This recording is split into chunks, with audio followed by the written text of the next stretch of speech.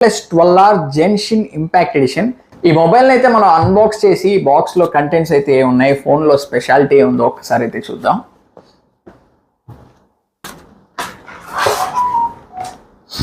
Okay, box open చేయగానే box look అయితే చాలా బాగా అనిపించింది.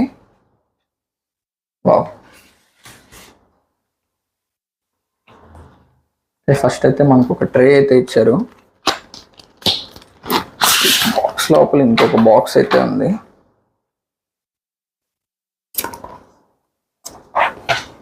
దీని లోపల ఏం లేదు, సిమ్ ఎజెక్టర్ పిన్ ఉంది. OnePlus Genshin మొబైల్ అయితే ఉంది. మొబైల్ అయితే సైడ్ పెట్టి బాక్స్ లో కంటెంట్స్ అయితే చూద్దాం. ఒక ట్యాగ్ అయితే ఇచ్చారు, Genshin.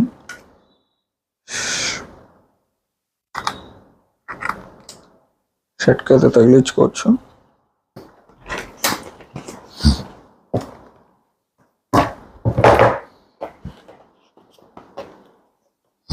ఓకే, నెక్స్ట్ స్టిక్కర్స్ అయితే ఇచ్చారు.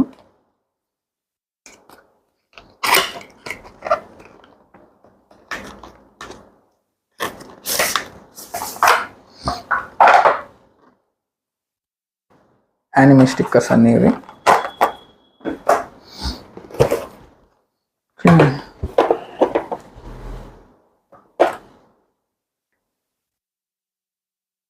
స్టాండ్ అయితే ఉంది.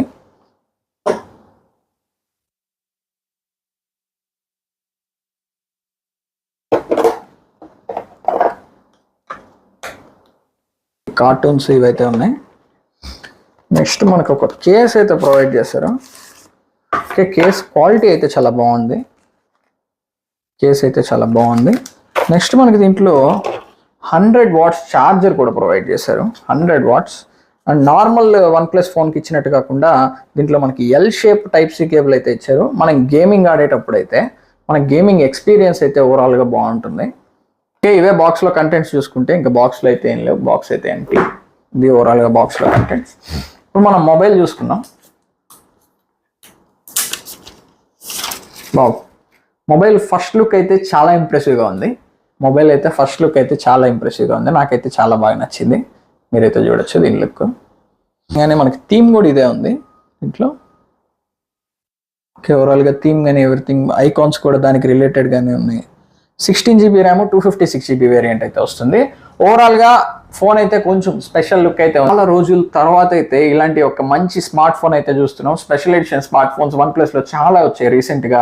బట్ పాత OnePlus మెక్లారెన్ ఎడిషన్స్ ఏవైతే ఉన్నాయో వాటి ఇంపాక్ట్ అయితే క్రియేట్ చేయలేకపోయాయి. బట్ ఇది కొంచెం బెటర్ అనుకోవాలి. రీసెంట్గా వచ్చిన స్పెషల్ ఎడిషన్ స్మార్ట్ ఫోన్స్తో కంపేర్ చేసుకుంటే ఈ OnePlusలో ఇది కొంచెం బెటర్ అయితే ఉంది.